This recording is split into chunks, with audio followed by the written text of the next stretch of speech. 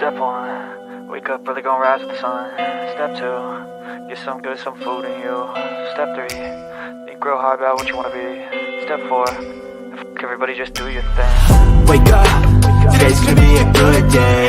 Wake up, today's gonna be a good day. Wake up, today's gonna be a good day. Wake up, today's gonna be a good day. Wake up, today's gonna be a good day. Wake up, today's gonna be a good day. Wake up, today's gonna be a good day. Wake up, today's gonna be a good day. Yo, set your affirmations, aspirations. I got shit to do, the aftermath of preparation. Good food, good mood, blood in circulation. One step at a time, yeah, that's how you make it. Set a goal you control and the steps you take them. I try to pick one thought, have some concentration. And if I make a mistake, it's called education. I try to do this every day, call it replication. Wake up, today's gonna be a good day. Wake up, today's gonna be a good day. Wake up, today's gonna be a good day. Wake up, today's gonna be a good day. Wake up, today's gonna be a good day. Wake up, today's gonna be a good day. Wake up, today's gonna be a good day. Wake up, today's gonna be a good day. So life ain't easy, yo, I think there's a reason though. Ups and downs, just like every different season, yo. Sometimes I'm high, other times I'm barely breathing, though. I always gotta fight and hide from the demons, yo.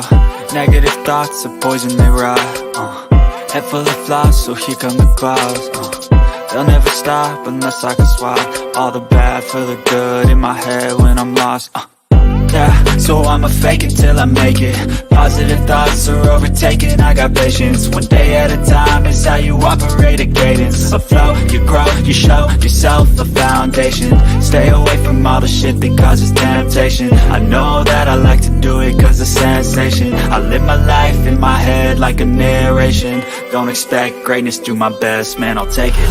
Wake up, today's gonna be a good day. Wake up, today's gonna be a good day. Wake up, today's gonna be a good day. Wake up, today's gonna be a good day. Wake up, today's gonna be a good day. Wake up, today's gonna be a good day. Wake up, today's gonna be a good day. Wake up, today's gonna be a good day. Wake up, really gonna rise with the sun. Step 2, get some good, some food in you. Step 3, think real hard about what you wanna be. Step 4, everybody just do your thing. I just received this awesome gift in the mail today, and I just want to say thank you so much. I appreciate it a ton. This shirt gets me ready for the holiday season with Bullhorn Betty.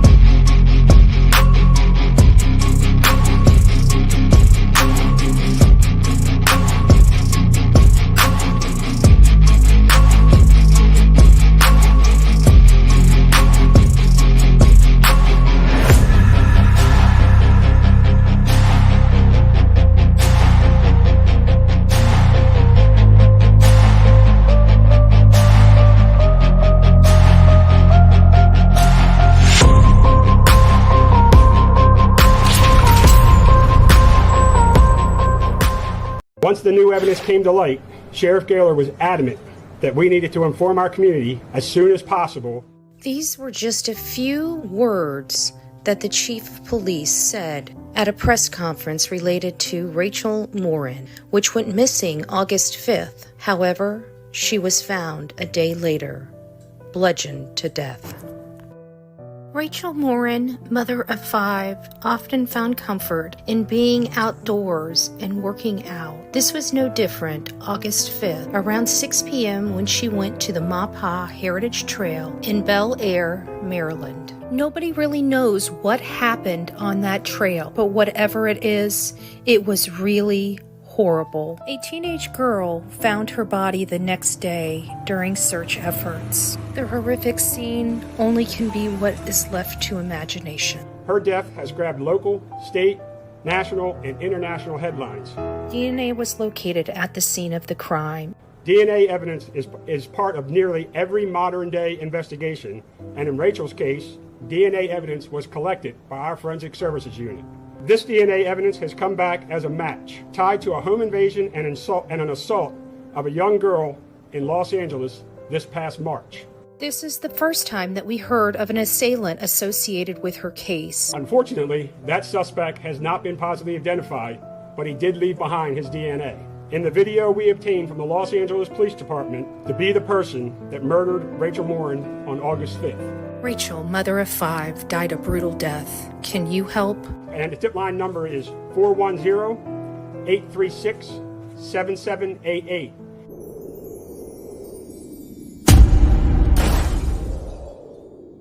Her family has been struggling so much to find answers, and they have been met with lies after lies after lies from a lot of people that proclaim to be this young lady's friends. So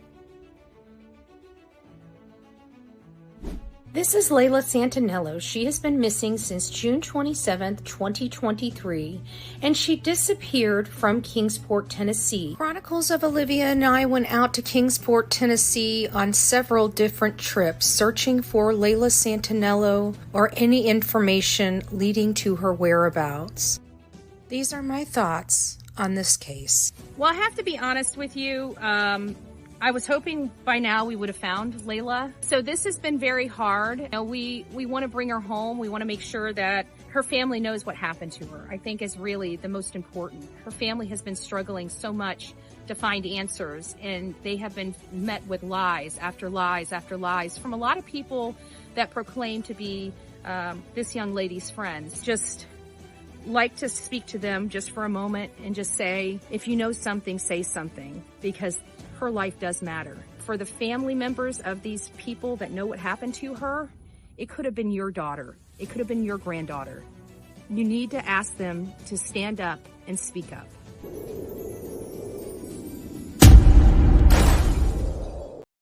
Welcome to the Bullhorn Betty Coffee Club.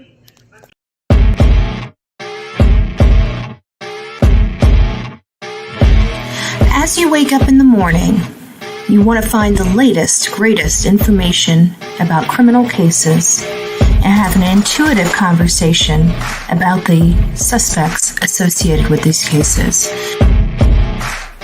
Head over to the Bullhorn Betty channel on YouTube.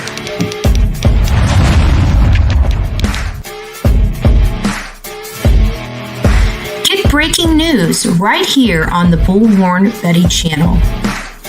Welcome to the Bullhorn Betty Coffee Club. Enjoy your stay and enjoy your day.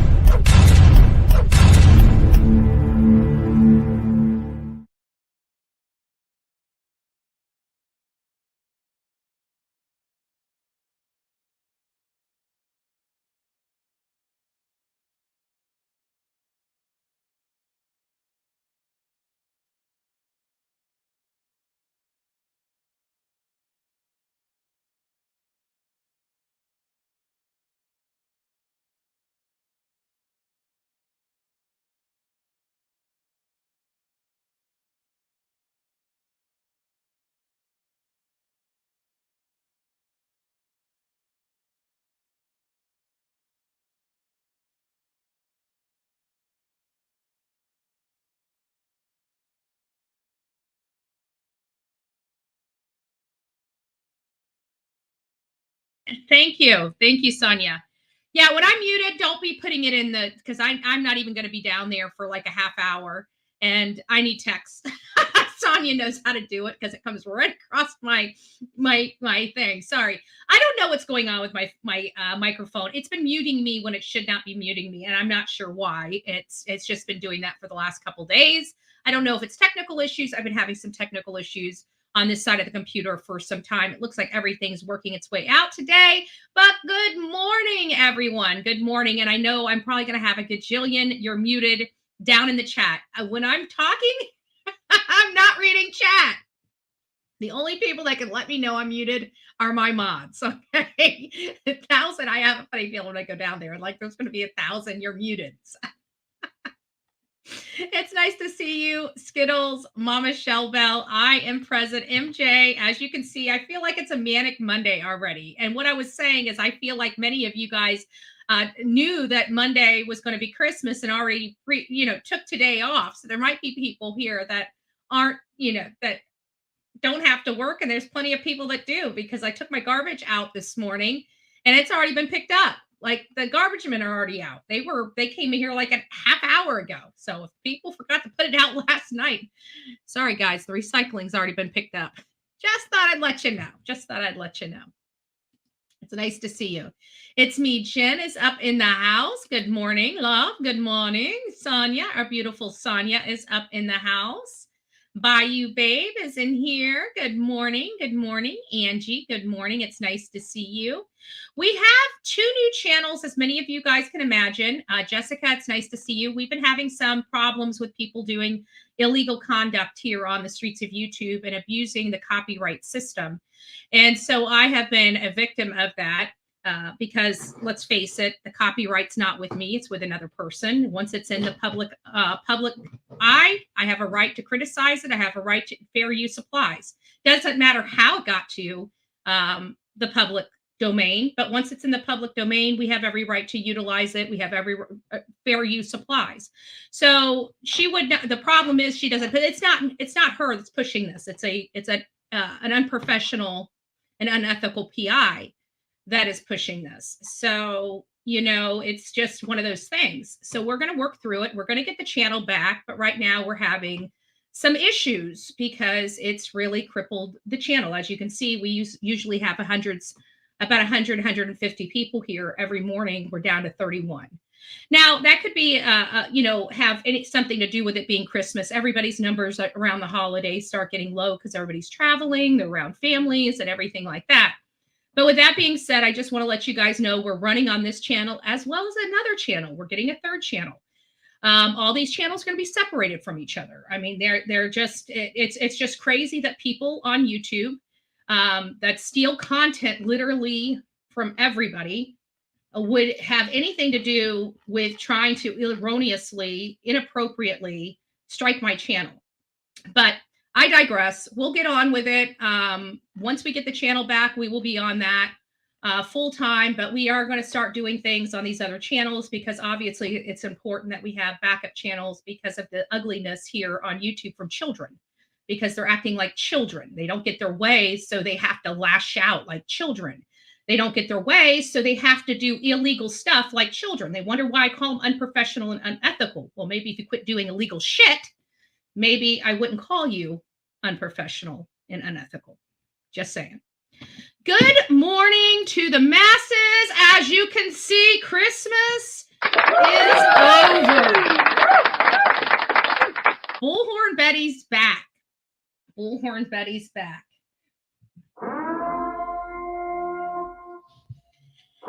And I like pushing buttons. I gotta say, I like pushing buttons.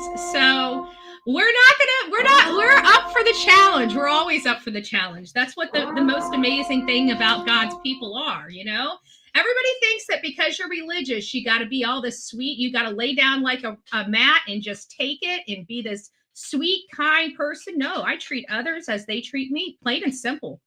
Trust me, I'm one of those type of Christians that the pastor prays for. I'm the one in the flock that he probably prays for the most, right? Because I'm one of those Christians that are from a roughneck. So it basically means, and I have a shirt, and I don't know why I didn't wear the green shirt. Sonia, why didn't you smack me upside the head this morning and say, hey, babe, why aren't you wearing the right shirt? Right? What's the green shirt? Green shirt is half holy, half hood. That means you can pray with me, but don't play with me. Okay. So I'm going to ask everybody to stop doing illegal shit because you don't get your way for a click and a view, because you're ruining your reputation. And the people that are sitting there, because one creator, right, the one that tries to act like she's not completely, utterly obsessed with me, you know, the piece of white bread that always seems to have burnt hurt Betty, right? She's a burnt hurt Betty, burnt hurt white bread Betty. Did I tell you Christmas is over? Did I cry Christmas is over? Mission failed. We'll get them next time. Oh, I'm not hitting the markers this morning. What? Am I still supposed to be in the Christmas spirit? Oh, good Lord. All right, fine. You guys win. You guys win. I get it.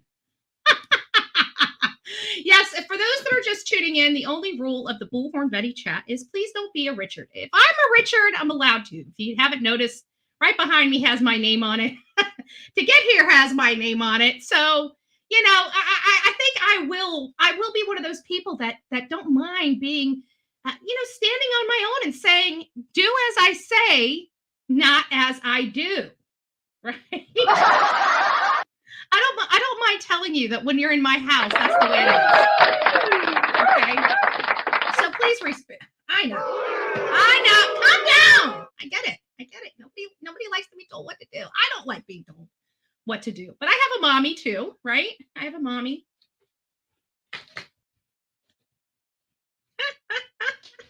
I got 50 children in my chat right now. Who says I can't handle a bunch of kids? Come on. Who says I can't? Don't be a Richard. Sonia's going to get right on that. Sonia, can you get right on that?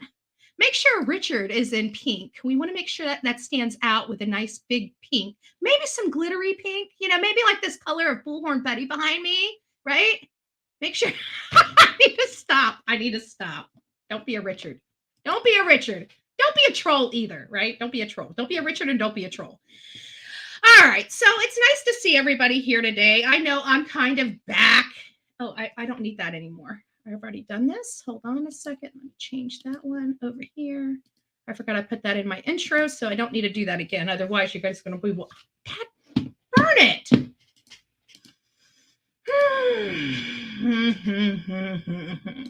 All right. There we go. Every time I do anything, it doesn't cooperate, and then I accidentally knock my second channel, my second screen off. So we're going to go to language of letting go. For those that don't know, I'm pretty sure everybody that's in here is very familiar with why we bring the language of letting go, but you never know. Maybe somebody out there is watching on a replay. Maybe they came across because I finally got my SEO optimization right on this channel. Who knows? Hi, Pintintin. Rhonda, Wolf, it's nice to see you. Who knows, right? Who knows? But for those people out there, I love this thing. It's from Melody Beatty. It's called The Language of Letting Go. There are many different versions of this. I'm using the one that I've had for the past 15 or over 15 years. And I find it very good. And I feel like if I get something out of it daily, you get something out of it daily. But I have to be honest. When I don't read this on here, I have to be honest. I feel gunky the rest of the day. I always feel off. I never know why I'm off. And then I'll go back and review the video, because I review a video for a number of things to make sure I'm not saying "and" too much, to make sure I'm not saying too much, to make the live flow a little better, to learn from stuff that I'm doing in the live. And then also, because this is live, and I always say, I'm going to do this, right? At like 15 minutes into the live. And then when we're an hour down, that I'm going to do this goes to the wayside. I forgot all about it. Because we're on a completely different topic or subject. My brain just forgot to go back to it. So then I have to remember to come back here and talk about that thing that I forgot to talk about on that segment. It's crazy. I get it. But the language of letting go has kind of been a staple here. And ever since, and I just find every time I read it, I don't feel as gunky or weighed down during the day. And so if that's doing it to me, hopefully it's doing it to all of you. December 26th is the magic is in you. I love this one. Sometimes we play a little trick on ourselves. We may get so close to somebody we think, I don't have to let go. Or we may become so successful at manifesting events in our lives, we think, I don't have to let go. When I want something, it just appears. Anything we forget to let go, life will jog us back into remembering there's nothing that we can cling onto in this world. Ultimately, all that we hold dear will require us to let go in some shape or form. That child will grow up and leave home. That love relationship that's going so wonderfully, a new cycle will come in its time. That friendship will change. That job you thought you'd always have, oops, the company merged and your position has changed. Although long-term relationships and secure employment and living in that house feels good, remember that's not where your securities lie. Let yourself bond. Get close to that woman or man. Let yourself enjoy being friends with the best friend you've ever had. Be a loving parent, 100%. Throw yourself into the job with all your heart and soul. But your security and joy are not in that other person or job. The magic is in you. Don't get angry when time comes in your life to let go. Open your heart to that person, place, or thing and say, thanks for teaching me the love and helping me grow. Then let him or her go without resentment in your heart. Because even though that time has come to an end, love can't be lost, even if it means an end to the best time you've had so far in your life yet. Look around at where you are now. Don't forget to enjoy it too. This will be the next best time you'll have. Remember, love is a gift from God. God, help me keep my head up and my heart open and know I'll always be guided along the path. I thought that was really, really sweet and enduring. I always hit the wrong thing.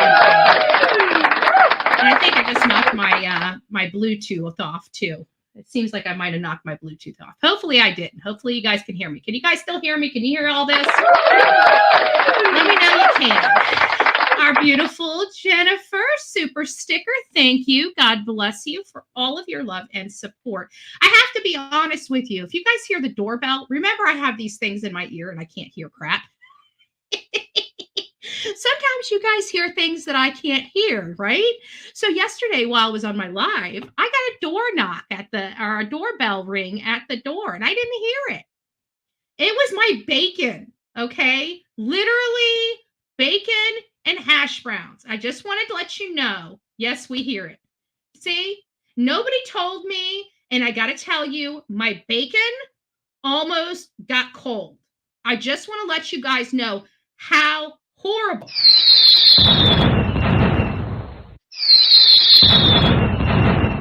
That would have been. That would have been like the worst thing since the Grinch.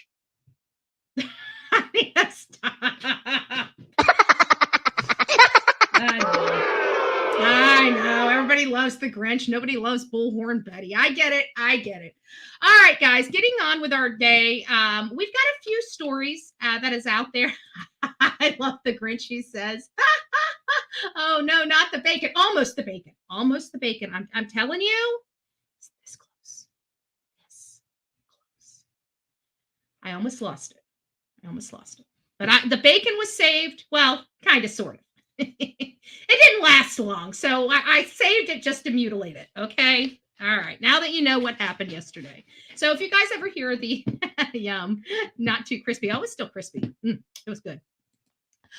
If you guys, oh, that's right, I was supposed to be there. I wanted to pass all this. Hold on a second. We're going to talk about this Jamie Knoll. It's a Noel or Knoll or whatever his name is. I'm getting hungry. Trust me, I've been hungry. I stuffed my face all day yesterday, okay? I got to be honest with you. I stuffed my face all day yesterday. I didn't buy prime rib. Prime rib was it was in a different world this year for pricing. So I decided to do chicken, boneless, skinless chicken. Everybody's like, really? For Christmas? Yeah. Best damn stuff I've ever eaten. because what I did is I sauteed the chicken. So the chicken breast went into a cast iron skillet with butter and olive oil, and it was seasoned to the max. And then it was sauteed. It was sitting there. Then after that, I sliced it into little slices, and I made some rice, and I made some creamed chicken gravy.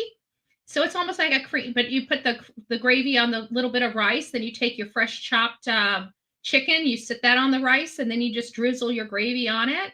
And I made green bean casserole. Talk about yum yum. It was delicious. It was delicious, very filling. I couldn't eat. I mean, I've got 2 plates of food that that is going to be leftovers. Probably 1, because I won't go to day 2 with leftovers. I'll do the next day with leftovers, so not day 2. Typically, depends. If it's like roast beef or something like that, I'll eat that until the pot is empty. All right, let's get on with our work. Okay, we got work to do here. This is to inform you guys about some sheriffs going on around here that are doing some things that they probably shouldn't be doing. I've got 2 stories. You know me about law and order. I don't like people that we put in positions of power to abuse their power. This is story 1. On the investigation into a former Clark County, Indiana sheriff. WDRB's Stefan Johnson tells us about the latest allegations against Jamie Knoll. Stefan? The WDRB News obtained these new court documents. They show investigators are now looking into whether Knoll used county equipment and resources to make money for personal profit. This guy is accused of corruption. I mean, just a litany of stuff. This guy. We're going to have to break into Jamie Knoll, because I'm telling you, once we get into this, you guys will not believe it. You want to talk about corruption? This is kind of what we consider when we think of corruption. This is part of an ongoing investigation into the former Clark County sheriff. According to court records, it started in June of this year when current sheriff Scotty Maples reported allegations of official misconduct against his former boss. Since then, there have been at least 2 police raids at the home of Jamie Knoll. Today, a probable cause affidavit details what investigators were looking for. And this is, I think he was put on, if I remember correctly, because I'm monitoring several of these police issues that are going on. And if I'm not mistaken, I'm pretty sure that he was arrested because he actually got a helicopter from the volunteer fire department. If I'm thinking of the right one, I'm pretty sure it's this one. And he was put on administrative leave, and they received what broke this case open is they received a past due gas bill for that helicopter. It is insane. This man was trying to literally purchase a helicopter for himself with county money. I'm like, this guy is nuts. One thing, military surplus equipment Knoll received as sheriff that they believe he kept and sold for personal use. They also believe he assigned 4 Clark County jail employees to work on his rental property, private business, and residence while being paid by the county. See, now that's corrupt. That's corrupt. Getting free work off the county dime. Now you know why that guy, I don't need to go through that anymore. We're going to take a deeper dive into Jamie's case at another time, just not today. But I did want to bring that up. Now, of course, you guys know that there's been some dispute on YouTube about Turtle Boy. Okay, there's no ifs, ands, or buts. This guy, he's done some terrible things. There's a lot of the hate channels that came after me supporting this guy. Had I done anything remotely close to what this Yahoo has done, they would have never stopped making videos about me, but they are now backing him and supporting him. And, just when you don't think it can get any worse, he decides, as we're watching him spin out of control, he decides to be abusive to a significant other. While she's crying and asking him not to leave, he's just this dude, there's something wrong with him. I really truly believe that there is something wrong with this man. I don't know if he's a narcissist or what he is, but there's something wrong with him. And I'm not going to sit here and kowtow. If it causes an additional war on YouTube, so be it. This guy is scum. What he's doing in this case is awful. And I'm not going to sit here and stand by and keep my mouth shut to appease some people. And now he's abusing a woman. I've had it. I have absolutely had it. If you guys are going to be supporting this man for justice, which, first of all, I hate to burst your bubble, whether you like it or not, people come here because they trust my opinion. I give it to you straight. And I don't dance on eggshells. Okay. The bottom line is Karen Reed, something happened in her car. And this illusion that she's just going to blame it on this huge conspiracy, like that Yahoo with the Libyan German case. What was it? Why can't I think of it? Indiana, the Indiana case. Why can't I? It's literally drawing a blank. Okay, they sat there and came up with this whole cult theory to explain why he had this confession to his mom and his wife, and now we've got Karen Reed. Basically, she did something terrible, and I expect her in her defense to fight for her, to make the state prove. Thank you, Delphi. I don't know why I could not say that this morning, Delphi. And they come up with these really weird scenarios to defend themselves. I mean, that's like people that don't understand court systems or understand defense strategies or understand trial strategies. This might be new to them, and they might be looking at documents saying, oh my God, a cult? They're saying a cult's involved. It has to be true. No, it doesn't. It is the defense case. It's what they can make sense for a defense. It's not that it's true.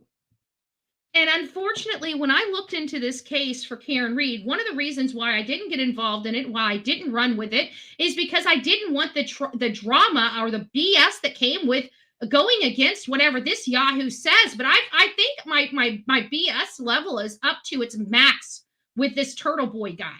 Okay, now you're assaulting women. Like, I got problems with that. We got to be on the lookout for this Yahoo. Where's his probation?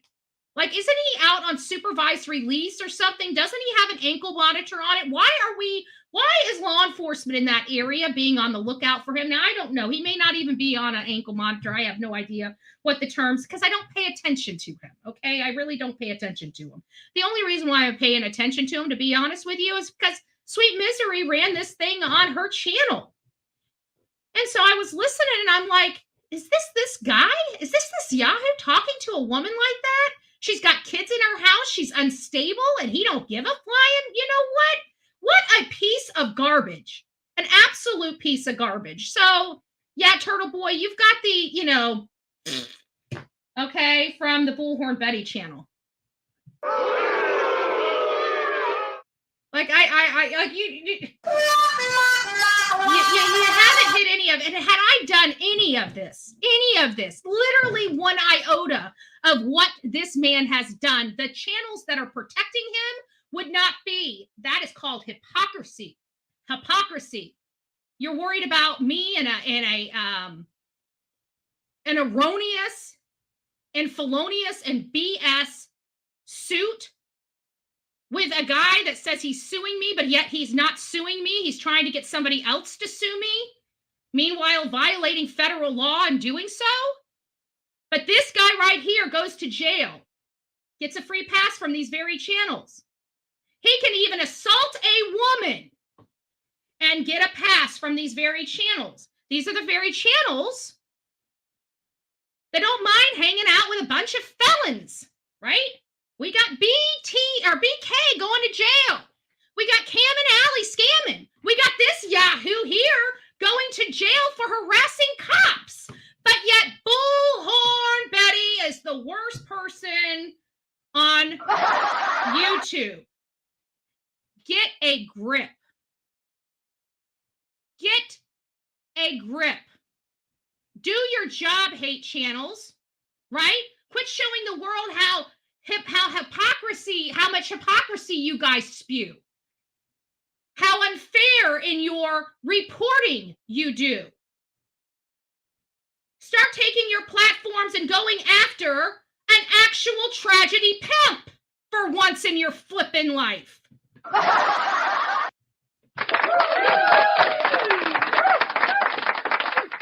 Let's see how many websites and clip channels clip his crap today and put it out there today, or talk about him endlessly, about all his corrupt and illegal practices that he is facing indictment on today. Let's see if any of these damn hate channels have 1 ounce of integrity. But I guarantee come Thursday, we will see that they do not, in their disgusting feat to take Bullhorn Betty down at all cost. At all cost. In their coordinated effort, at least between 2 main channel holders. Ain't that right, BT? Nobody wants to know what she's been doing behind the scenes, do they? Oh. It'll all come out. It'll all come out. Don't worry, girl. Your time's coming. Your time's coming.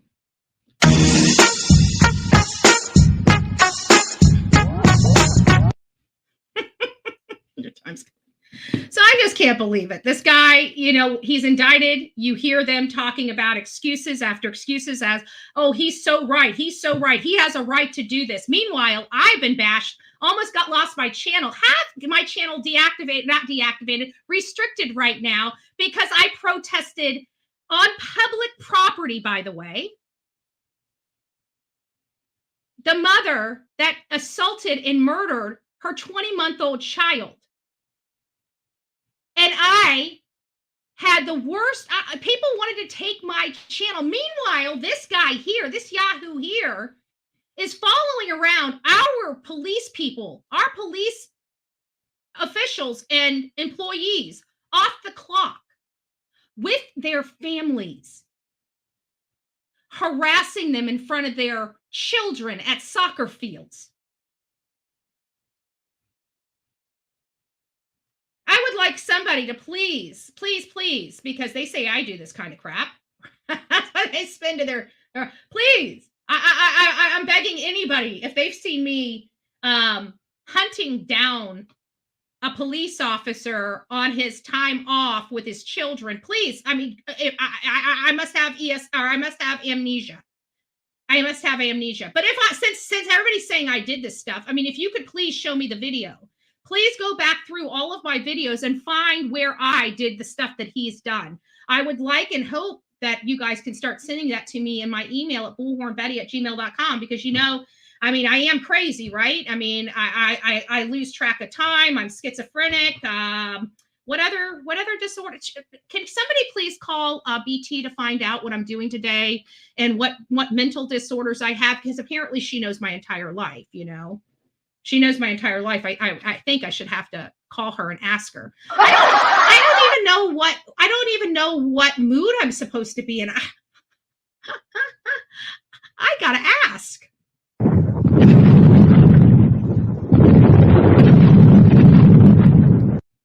Don't know what I do with my do.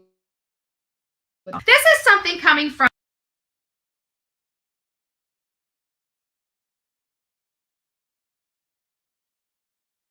So over the stupid, I don't know what is going on with my microphone. It's driving me absolutely crazy. It keeps unplugging. It's all set. Let me make sure I can hear. Good Lord. It's coming out of my ears. Okay, I just needed to make sure it was coming out of my ears. All right, so here's the next one. This is from Jennifer Coffindaffer's post that I saw. Betty makes me laugh every now and again and make everybody laugh. Don't worry, stick around, Rhonda. I might piss you off too. You might be spitting nails tomorrow. Give me a minute, okay? Give me a minute.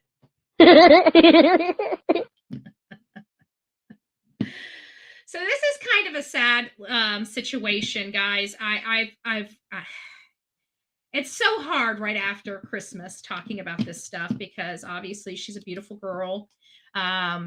She is obviously heavily pregnant, as you can see in this photo, and she's young.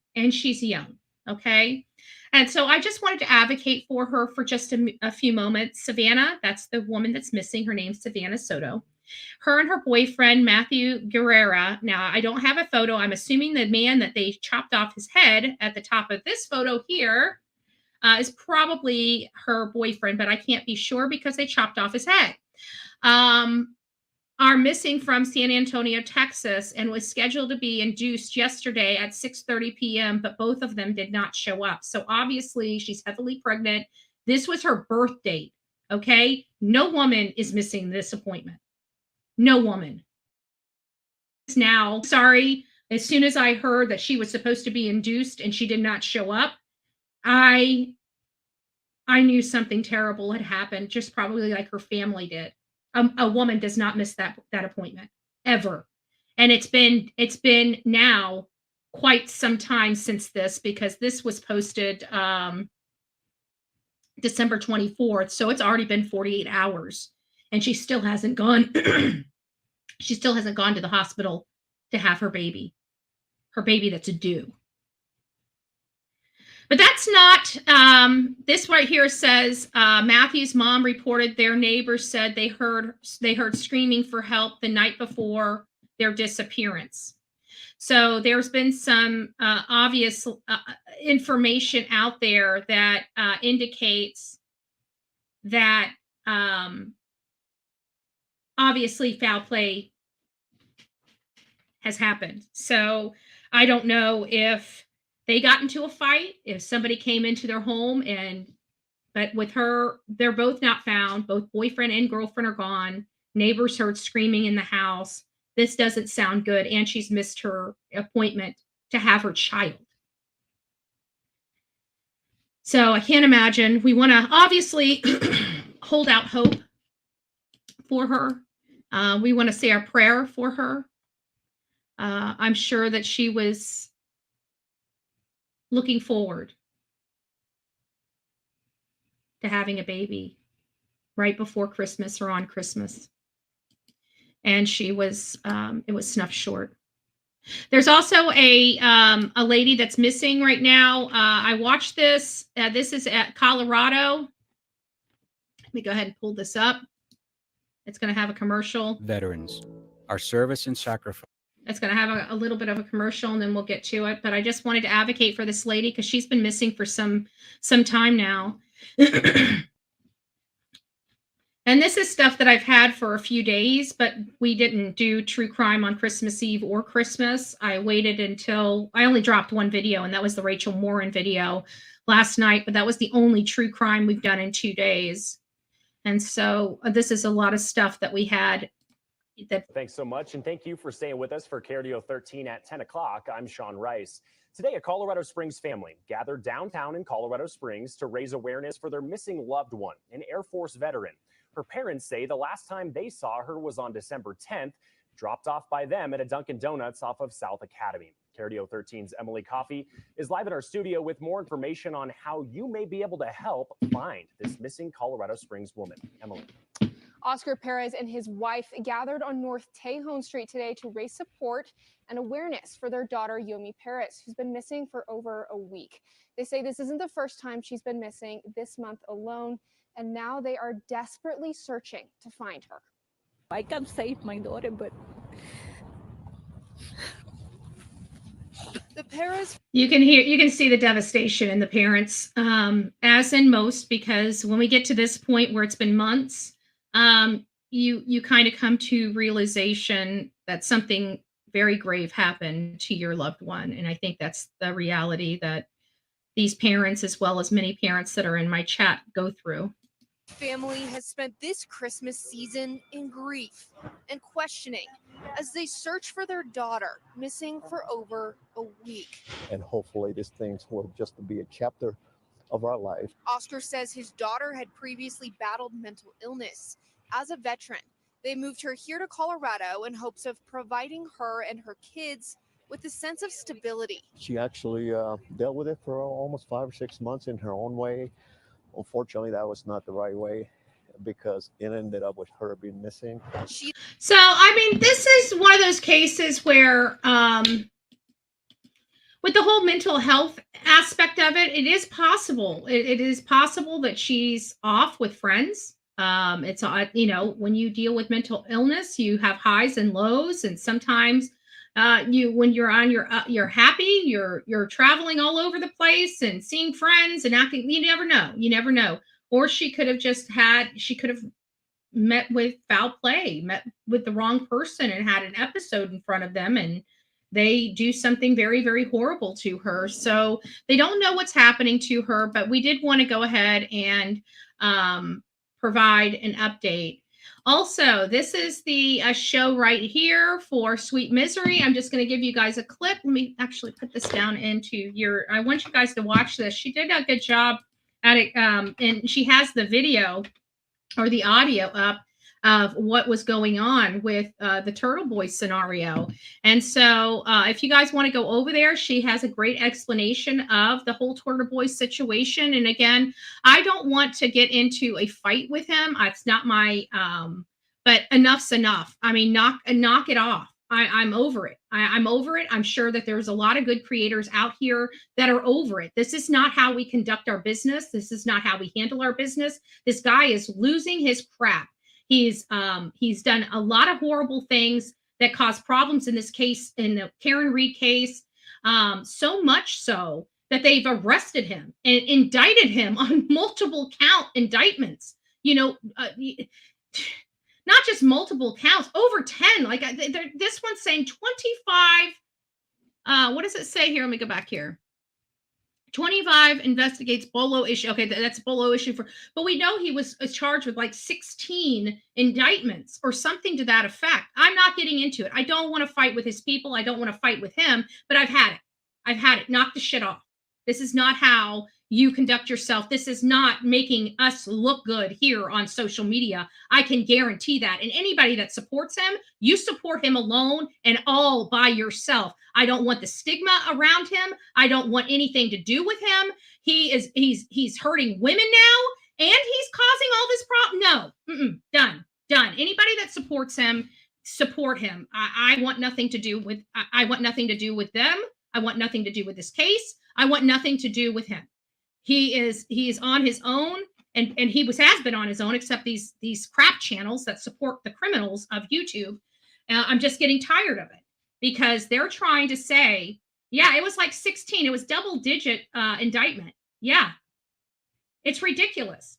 And then we find out last night from Sweet Misery that he's got a bolo out for him. They're looking for him in connection with a domestic issue. And he was literally, this woman's telling him that she's unstable and he's ready to walk out and leave her with all these kids when she's a freaking mess. And she's dealing with some really strong emotional issues going on. And he is just a real piece of crap. And like I said, anybody that associates with him has his back, they're garbage. They're garbage. And their content is garbage. They're in it for a click and a view, not for the truth, because this dude is a bad dude. Okay. Turtle Boy is becoming a bad dude and not something that people need to be putting their name or their reputation on. I can guarantee that.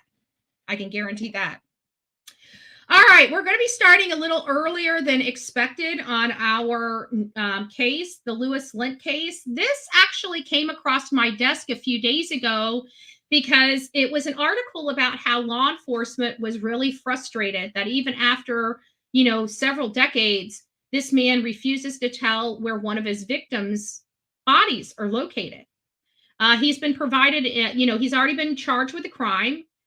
He's been provided complete and utter immunity on another case just to provide the location of Sarah Woods. And he won't. And so when that article came over and I was reading it about the frustration law enforcement was having with this man to give up where the location of the body was, I started looking into this case, and I realized that this case was literally a segment all on its own. I mean, I've heard of Lewis Lent in the past, but I don't think I understood the gravity of the Lewis Lent case and the wake and the fact that there probably are more children that are gone at his hands. And that's what kind of sparked my curiosity. And I started looking into this really, really, really bad dude. And so I just wanted to read a little bit for you so you guys can understand, because our actual conversation about this, we're going to learn about Lewis Lent, but it's really different. Our actual conversation point is what makes a serial killer a serial killer, because he's only been accused of killing 2 people. And in the grand scheme of things, that really doesn't rise to the level of serial killer, or does it? With this particular case, I think we're going to have to look at the mentality of this person to decide whether he truly is a serial killer or not. And this particular serial killers, every one of them has an appetite for a specific type of prey. Sounds very sick. I get it. I get it. For example, Rex Heuermann, his was escorts, petite escorts that looked similar in many cases. But he liked the very petite. He was a very big ogre of a man. And for whatever reason, he liked the small women. This guy right here, children. But his appetite, he doesn't care what type of child. Any child will do. And I said that. Any child will do. This man is a very sick and twisted individual. On January 12, 1995, serial killer Lewis Lent Jr. was convicted of several charges, including kidnapping, assault with a dangerous weapon, and assault and battery. A year prior, Lent came to the attention of not only police, but the world when he attempted to kidnap a 12-year-old Rebecca Savarese from Pittsfield, Massachusetts. On Thursday, January 26, 1994, Savarese was out when Lent pulled over in his borrowed pickup truck and attempted to force Rebecca into his car with a gun. Rebecca, in a moment of what I can only describe as pure genius, pretended to be out of breath and managed to trick him. When he reached for her, she managed to shrug off her backpack and run from him.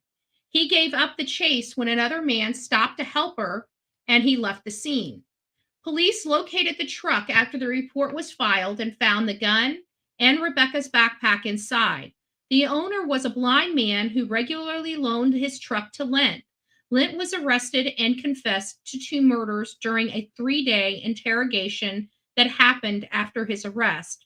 Lent's lawyers claim police coerced Lent, a mentally unstable man, during the interrogation after Lent claimed that he often experienced blackouts and lapse in memory. When the case came to trial, a judge deemed Lent was not unstable and allowed his confessions.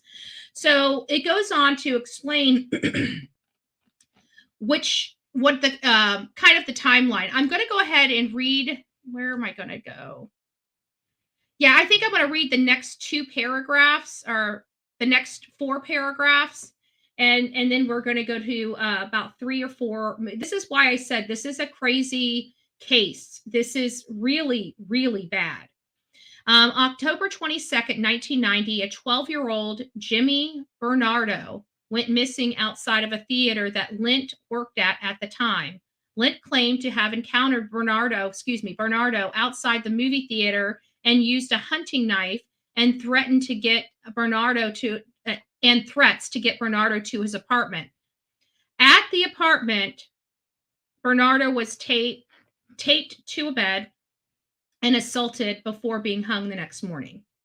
12-year-old Sarah Ann Wood's disappearance on August 18, 1993, from Frankfort, New York, while riding her bike home from Bible school, Lent claimed he was driving along back roads with the intent of finding a child for his nefarious purposes when he came across Wood. As with Bernardo, he threatened her with a hunting knife to get into his van. He drove her to the mountains. He did some terrible things to her, and they believe he beat her to death. He confessed to that one and Jimmy's case, but Jimmy was found about a month later. Sarah Woods has never been found. She's never been found.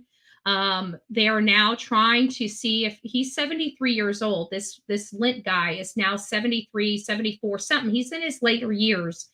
And they're wanting to be able to finally put her to rest, and he won't talk. And they're frustrated. But that's not the only thing that they're frustrated about. Police and others suspect Lent is guilty of more than the murders of Sarah Ann Wood and Jimmy Bernardo. He has only been charged with their murders. In 2013, it was announced that Lent was connected to the cold case of Jamie Lusher, a teen from Westfield, Massachusetts. Lent confessed to the killing during an interview with police and claimed to have disposed Lusher's body in a pond in Beckett, Massachusetts. They went out there. They never found this person. So now there's possibly a third. This is what, hey, PJ, nice to see you, love bug. I hope you're doing great. Good morning. I hope you survived Christmas. I hope you survived Christmas. God bless you. God bless you. So I can tell you that it looked like this Lent was leading law enforcement on a wild goose chase. But it would be my understanding that this was many years, like over a decade after this kid went missing.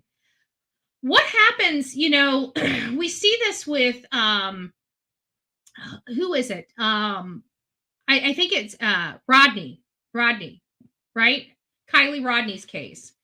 Well, when we were talking about, and we saw them, Adventures with Purpose find her car, one of the things that they said, now mind you, this car had only been down there for, I think, what was it, about 2 weeks potentially, when Adventures with Purpose found it. Well, they said there was a layer of gunk already on it, and it made it difficult to identify it as a vehicle at the bottom there, right?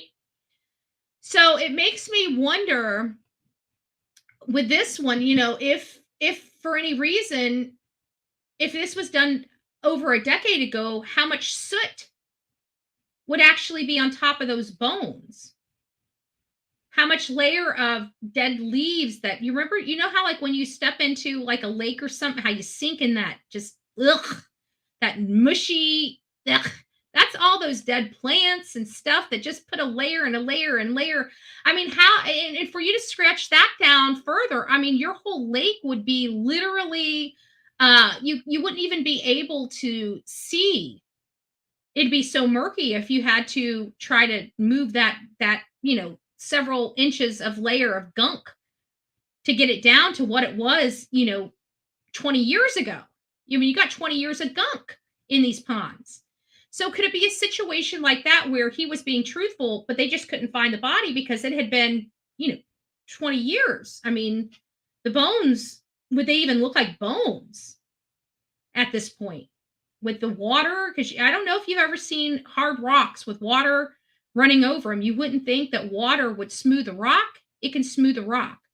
And if the gentle flow of a water can make a rock smooth, what is it doing to bones over 20 years? I mean, these are legitimate questions I have. It may not do anything to them. I don't know. It's just how my brain thinks. So just to give you guys a little insight about this guy and who the victims were, I've got like 4 or 5 little short videos here for each of you.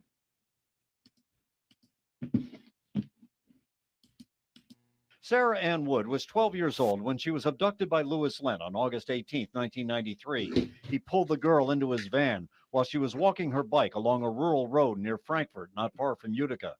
Though the convicted serial child killer gave clues as to where he hid Sarah Ann's body near Racket Lake in the Adirondacks, her body has never been found. Now, nearly 20 years later, Herkimer County District Attorney Jeffrey Carpenter may resume the search for Sarah Ann Wood. He spoke with me by phone. We're looking at this anew. We're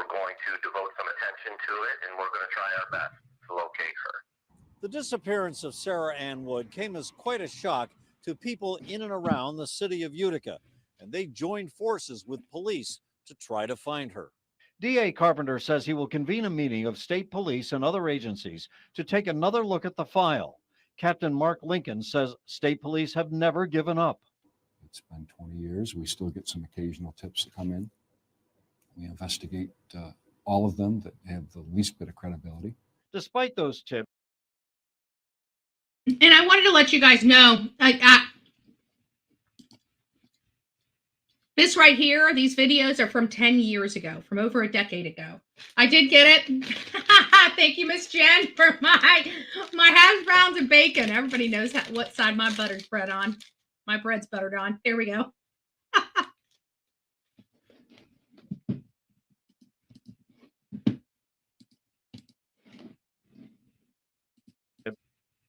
DA Carpenter still thinks the answers most likely lie with Louis Lent. Now 62 years old, he's serving a life sentence without parole in Massachusetts for murdering 12-year-old Jimmy Bernardo and the attempted abduction of another girl. DA Carpenter says he plans to talk with Lent. I've spoken to investigators that were involved with the initial crime back in 1993, and yeah, I think he probably does withhold the key piece of information. That is exactly where her body is located. Captain Mark Lincoln says the force is ready to help search for the body once again, including some troopers who may have retired over the past 2 decades. All you've got to do is look at a picture of Sarah Ann Wood and look at the smile on her face to know that that's the type of case that stays with you your whole career and beyond. If authorities are successful, they could provide some closure for her family and a community that has one last unanswered question. Where is Sarah Ann's body? Reporting from Utica, I'm Jim Kenyon. So again, just a sad, sad case. This is one of many victims. This is why I say that. We're going to learn through this process that the reason why they don't think that he would give her up is because she's buried with more. This might have been just like, with Rex, how he buried all 4 of those girls together. That was kind of his area, his dumping grounds. This guy apparently has that same situation. So there might be multiple kids. Not just these 2, not just these 3, because you heard Jamie Lusher is kind of brought into this as well. I mean, this is really a horrific event. I don't know how to explain it other than that. And here's some more information. Same man who's responsible for killing Sarah Ann Wood of Herkimer County admits to murdering a 3rd child, 16-year-old Jamie Lasher, last seen when he went for a bike ride. These are still pictures of Sarah Ann. Jamie Lasher was going for a bike ride 20 years ago, going to his grandmother's house, actually a little over 20 years ago. He was never found again. He's been on a list of possible Louis Lent victims for 20 years now, but now the Massachusetts State's officials held a critical news conference this afternoon and said, Jamie Lasher, we talked to Louis Lent in Massachusetts State Prison, and he finally told us he did abduct him, he killed him, and he put his body in a pond, which they've already started searching for any remains, which they said, keep your fingers crossed. That's going to be tough.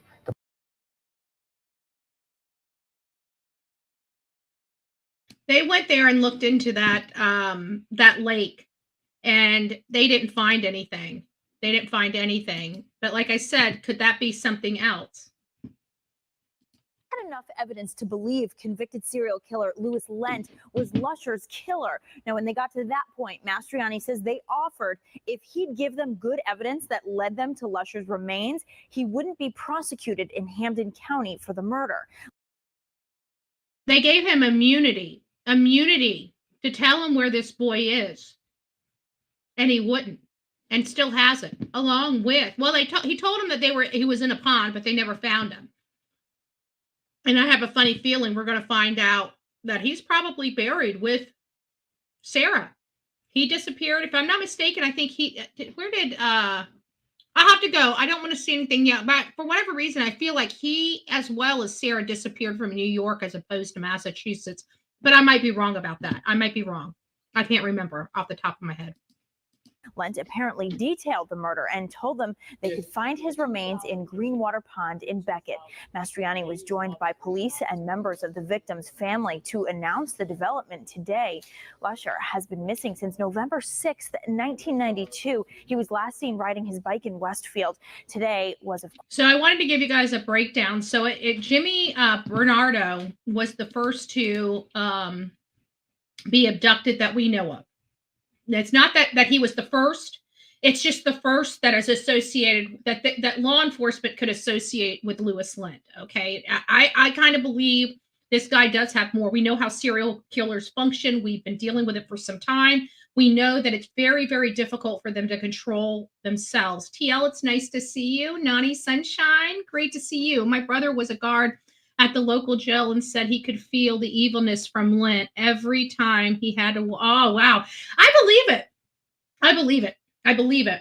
I believe that you feel things. That's one of the reasons why I want that university house to stay up, is because I feel like, if nothing more, the jurors would be able to feel like, I feel like there's just some subliminal stuff that you feel. And it's like, it tells you everything that you need to know right at that moment, right at that second.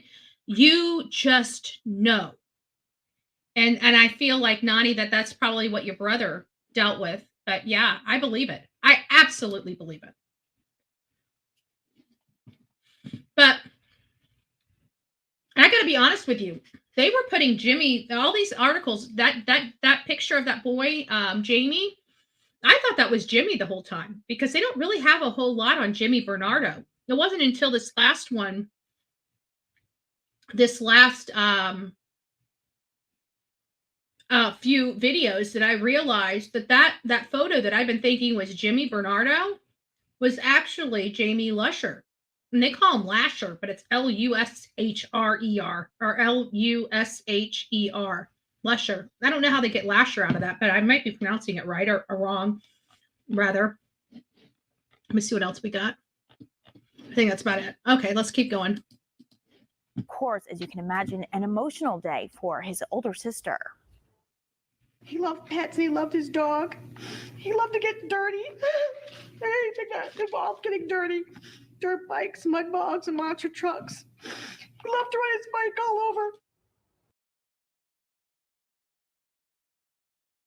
That's just so sad. Sorry, I'm trying to eat. I'm trying to eat while I'm talking, while I'm doing all this. That everything, like I said, is really sad with it when it comes to this case, because there's so many victims. The only child that has been found out of all three of these so far, from my understanding, is Jimmy.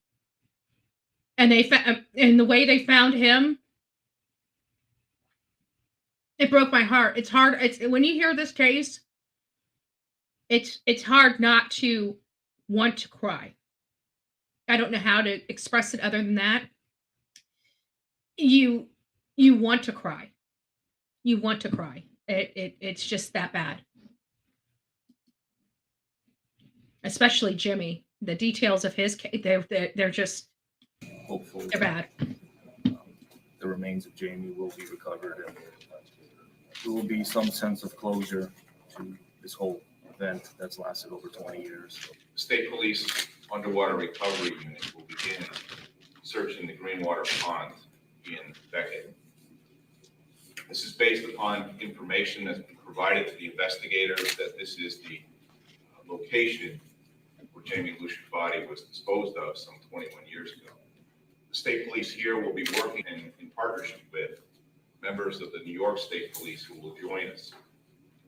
They will serve as additional resources for us as we begin a very meticulous, a very delicate, and a very long-standing process of trying to make a recovery here. There you have it. All right, we got one more, and then we'll get on to discussing this a little bit further. 21 years and more than 15 interviews with investigators, Lewis Lent confessed to killing 16-year-old Jamie Lusher. The abduction happened while the boy, who was small for his age, was riding his bike to his grandmother's house.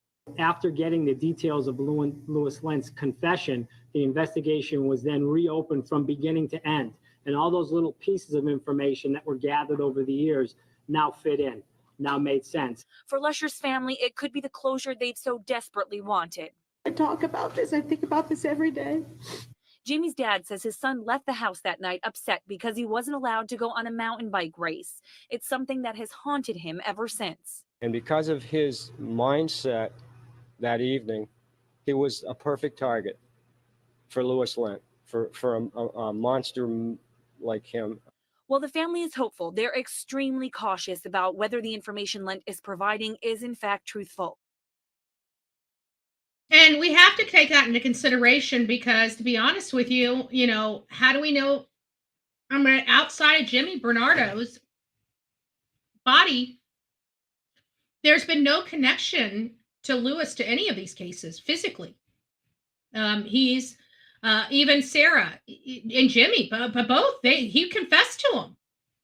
He confessed to them at the time that he was arrested for, I think her name was Rebecca or Rachel or whatever her name was, that pulled away, that he tried to take by gunpoint, and she got out of his backpack by, working out of her backpack, saying she was out of breath and kind of took him off guard. So, yeah. I know, and it's so sad. It's hard because I'm crunching on crispy bacon. But these are things that happen all the time. When somebody disappears, it's never on good terms. Let's put it like that. Like this father, he's probably thinking, if I would have just let him go, think about how horrible that has to be, what kind of weight that burden has put on his father's shoulders. And his father did nothing wrong. His father was probably a good parent. We've all had to tell our children no, right? For a variety of reasons. Some we don't want them going because we feel it's too dangerous. We want to be there and we're unable to be there with them. Another reason may be financial. We can't afford to send you there. We can't afford you to, and a flip side to that, it costs nothing to get there, but we can't afford them to go because what if something happens? We can't afford those medical bills. So I don't know what the situation is. It sounds like he wanted to go mountain biking, and he probably could have, but we don't know what type of situation it was. Maybe he wasn't doing his homework. Maybe his dad had grounded him. We don't know. Either way, there's no guarantees just because you ask mommy and daddy if you can do something that you're guaranteed to do it. But what a shame. What an absolute shame that his father, Jamie's father, had to carry that weight on his shoulders this entire time. They've never found Jamie. They've never found Sarah. They have found Jimmy, and I got to tell you, the condition of Jimmy was enough to give you chills, enough to make us as adults sleep with one eye open, especially if we have children. That is what I can tell you. We're going to get into a little bit more details of these crimes. If you are struggling, if you have issues, with dealing with this type of conversation, these are children, these are teenage kids that we're talking about. But we're going to get into more details of these cases. So if that's just a little too much for you to handle, now would be a great time for you to exit. The event that brought accused serial child killer Louis Lent to the attention of authorities and the world was at January 7, 1994 attack of the 12-year-old Rebecca.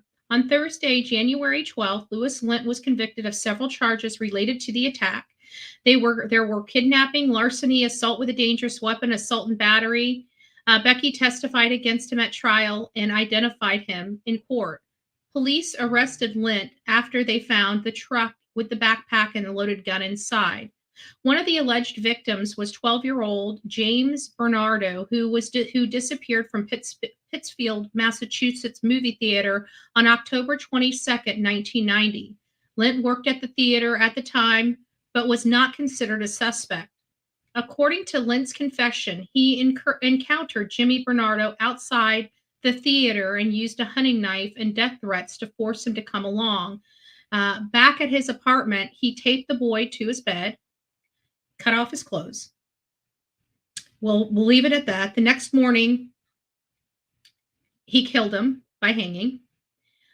He claimed that was his intent all along, was to unalive Jimmy. Jimmy's nude body was found in Newfield, New York. I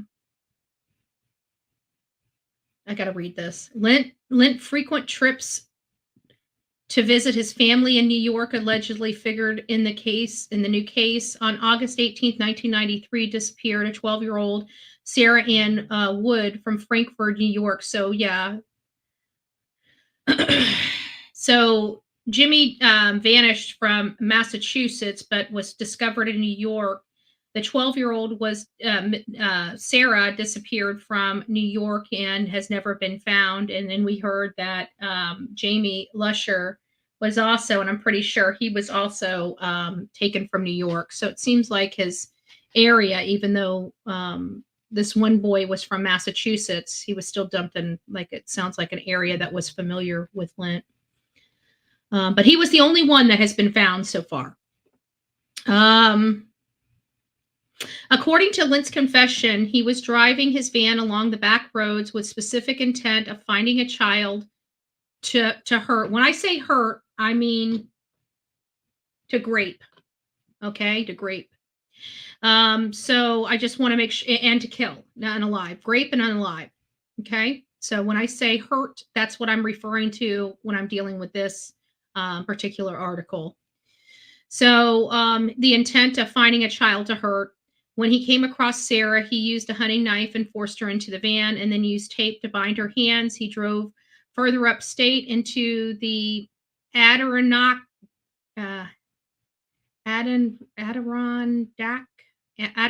Mountains, if I'm saying that right, where he hurt her and then clubbed her with a tree branch.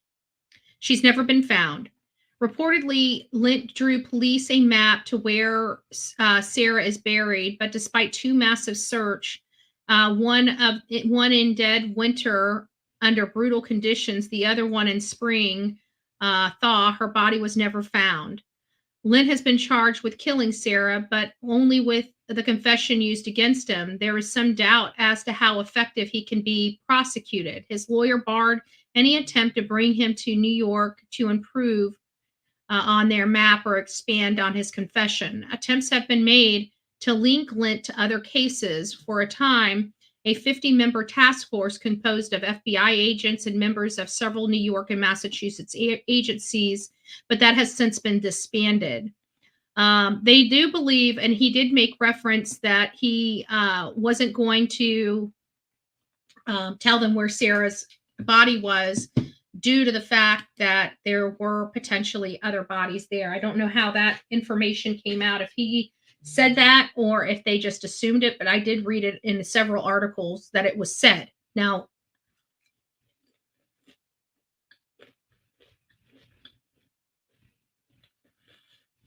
and this is going to be the account of Rebecca. This is the 12-year-old that did survive. She would have been most likely she would have been most likely dead if she didn't think quickly on her feet. And I can guarantee you, her parents probably taught her a lot of that. Because my parents taught me a lot as well. This is about the one that survived, okay? He told me, do everything I say and everything will be all right. The 12-year-old girl thought otherwise. Her gut told her if she did what he said, she would never see her mother again. Her actions would not only save her life, but set off a series of events that would capture a child serial killer. That fateful morning, January 7th, 1994, began like any other for Rebecca, who just moments before the man came up behind her was making her daily trek West Street towards Park Square on her way to Notre Dame Middle School. The speaker, a scruffy man wearing a wire-frame glasses, had a gun and a firm grip on her backpack. He told her to get in his black GMC pickup truck. Instead, she said she needed to sit for a moment, feigned with an asthma attack, and wriggled out of her backpack. She bolted down West Street toward the nearest adult, a man snowblowing the sidewalk in front of KB Toys headquarters. Nearby observers stopped at the intersection of North and West Streets initially thought that they were witnessing an argument between a father and a daughter, but when the girl ran, they quickly realized it was something more. One memorialized what he could of the truck's license plate and even attempted to pursue the truck as it sped off. Later that day, Pittsfield Police Department would begin questioning Louis Lent, 43, an out-of-work handyman and former janitor at the Pittsburgh Cinema, whom one officer thought could be the break in an unsolved kidnapping and murder of another 12-year-old from Pittsfield, Jimmy Bernardo. It's a story most Berkshire County residents are all familiar with, but not the story of Marjorie Metzger, author of Hidden Demons. Evil visits a small town in small New England town, originally intended to write. Instead, her original focus was Owen Boynton, a police officer who brought Lent in for questioning, and his daughter, Amy, then college student who caught her own criminal that same day. So it started for one thing and ended up being another. Amy Boynton was working as a lifeguard at Girls Inc. when two of her younger charges reported a man was in the locker room, a well-dressed man who appeared to be doing things to himself inside of one of the stalls. She pursued him, catching him and knocking him to the ground. She held him down until the police had arrived. So that was really what the original story was about, but it kind of manifested itself into this story about Louis Lent and the carnage. Through her research in newspapers, television interviews, and court documents, through her interviews with individuals involved in the cases, Metzger painted a vivid picture of Lent, a man who presented himself to the public as a person of little interest. He was a good, God-fearing Christian who donated his time to his church, volunteered to drive friends to appointments, and help those in need, and had a good work ethic. But he was also a man who had a multi-point plan to abduct and keep young girls hidden, I should say young children, because clearly he doesn't have a preference, in a hidden room, who told police he was always on the hunt. That's what he told law enforcement, that he was always on the hunt, who kept detailed records of young girls and boys he was interested in. So if this gives you an idea of the type of man Louis Lent is, now you understand my question. Is he a serial killer? Because he's only been charged with two, even a decade later of him confessing to Jamie Lusher. He has never been convicted of that crime. He has not been. He's 73 years old right now, never been convicted of that crime. They still have not found Sarah. The only person that they did find was Jimmy. And the condition of his body and the brutality this man exhibited upon that young boy is disgusting.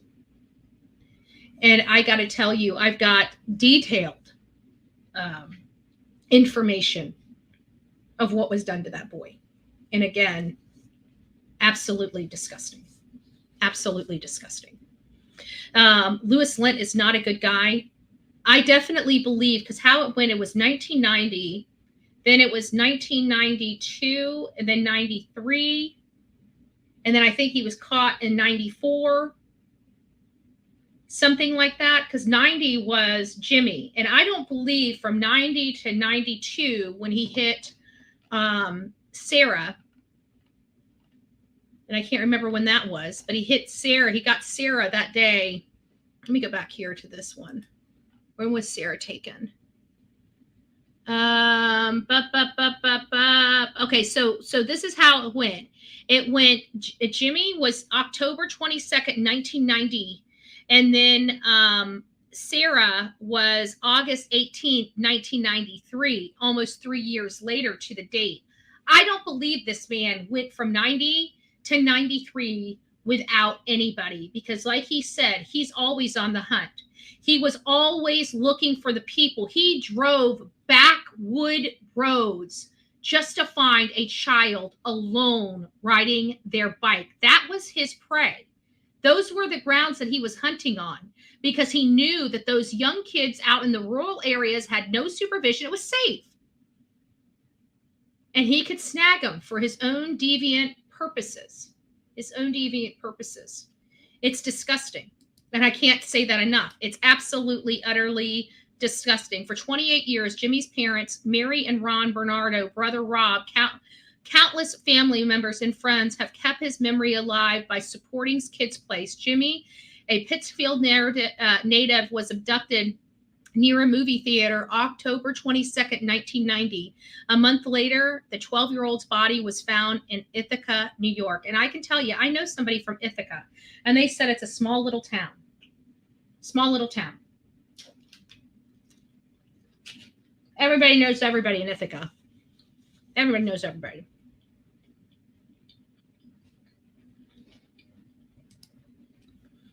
Although the investigation continued, nothing substantial occurred until January 1994 when a resident of Pittsfield was arrested for the abduction of the young girl.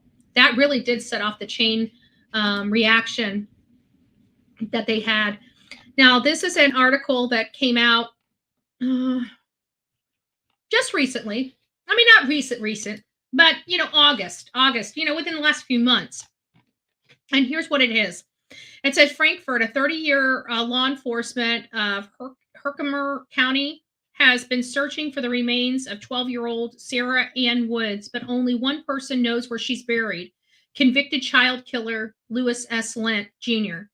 Now 73, Lent was serving life in Massachusetts prior to the abduction, in Massachusetts prison for the abduction and murder of a different 12-year-old. He was convicted of abducting and killing Woods in Herkimer County in 1996 and has a 25-year life sentence waiting for him in New York. To this day, Lynn has not provided investigators with the location of Woods' remains, and they keep asking.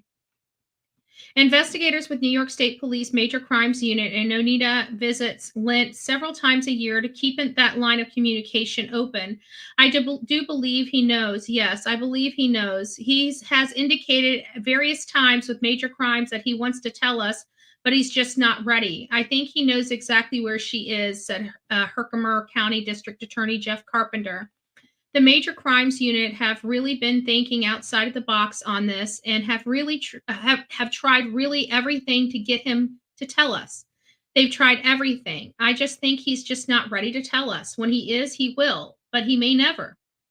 Sarah Ann Wood was last seen alive on August 18, 1993, riding her bike on Hackadam Road in Frankfurt near both her home and Norwick Corner Church, where her father was a pastor. She was taken by a 43-year-old Lent of Massachusetts who killed her and is believed to have buried her body somewhere in the greater Adirondacks area. I don't know if I'm saying that right. My hooked on phonics is broken.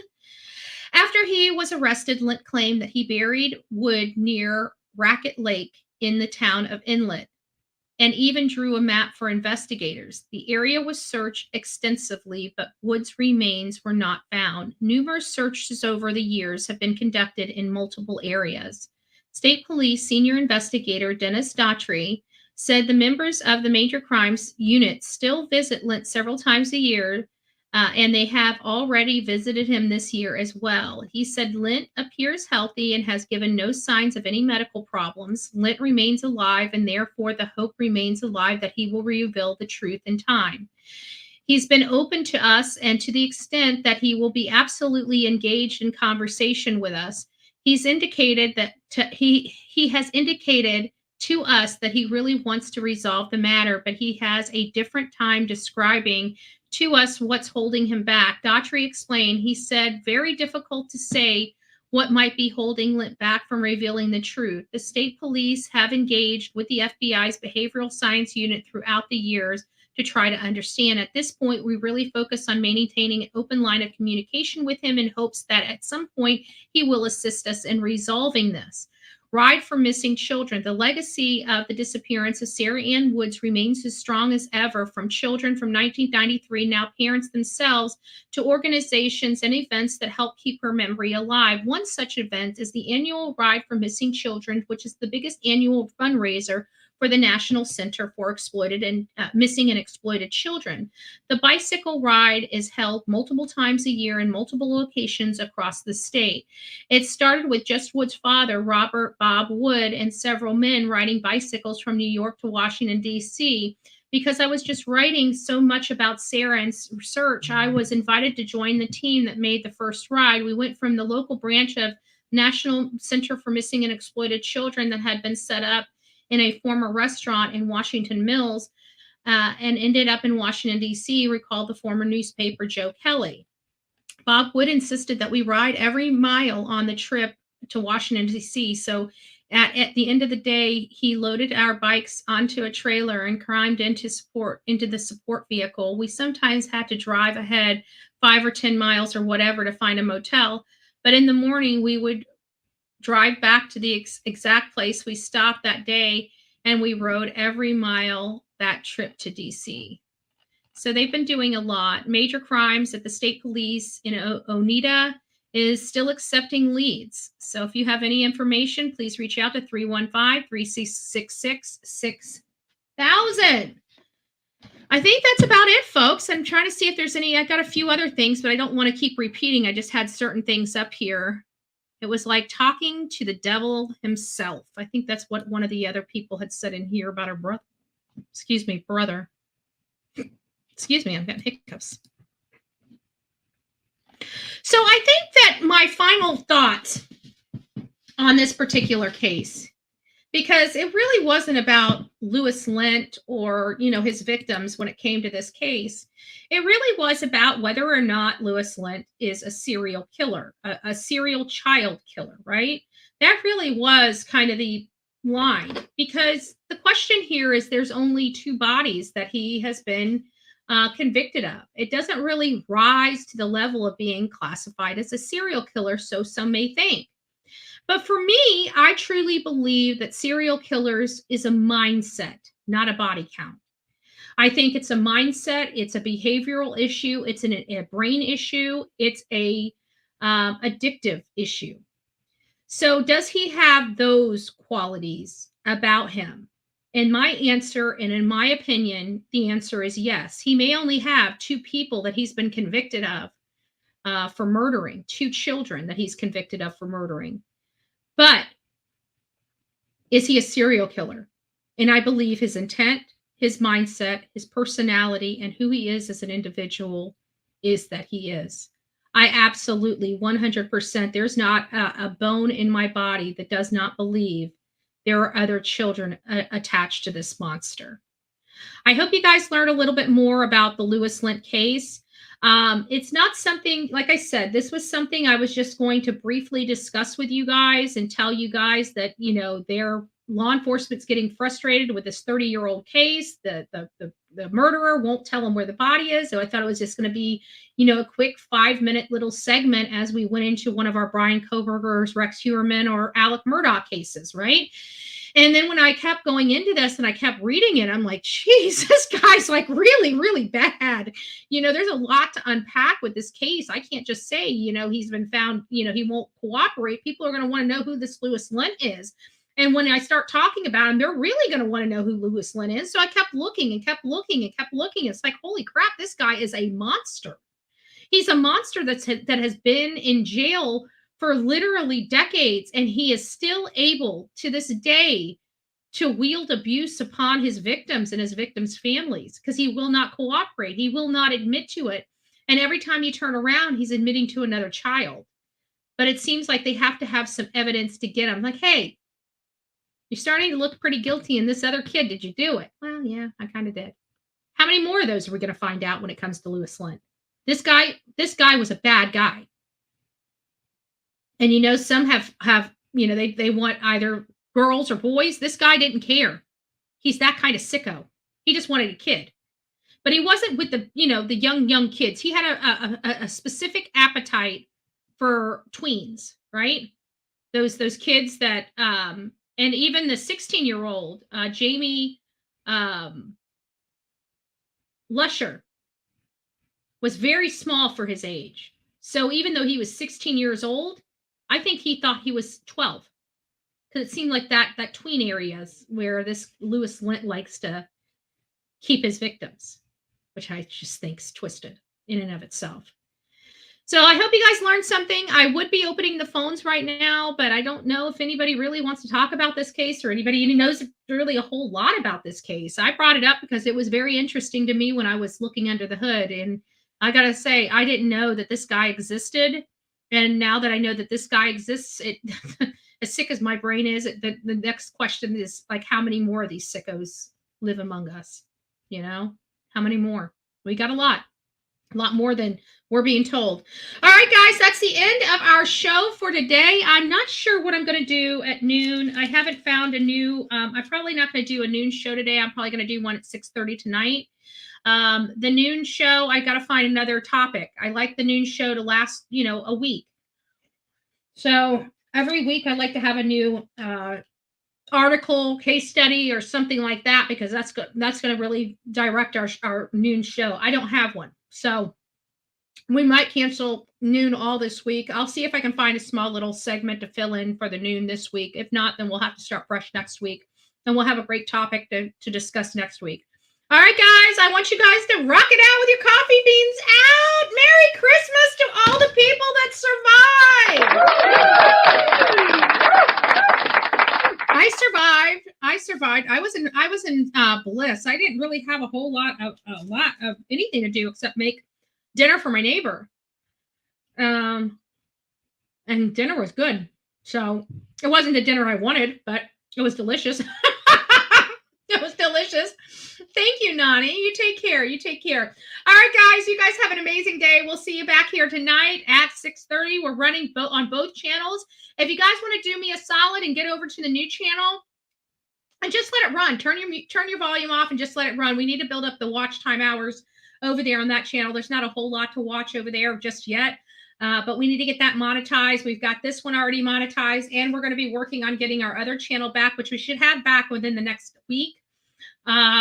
So hopefully everything will work itself out, but I don't anticipate it because I deal with criminals. These people are criminals. They're a criminal element here on YouTube, and I'm getting so sick and tired of them thinking they can use crimes to get their way. No, we're law and order over here. We believe in God. We believe in doing the right thing, and we will always be successful. Always, always, always. God bless. Take care.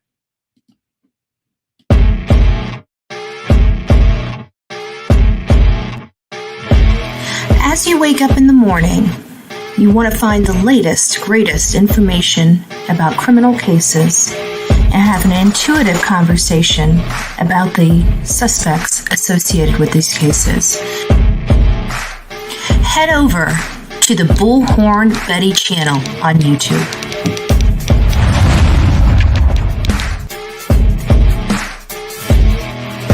Get breaking news right here on the Bullhorn Betty channel.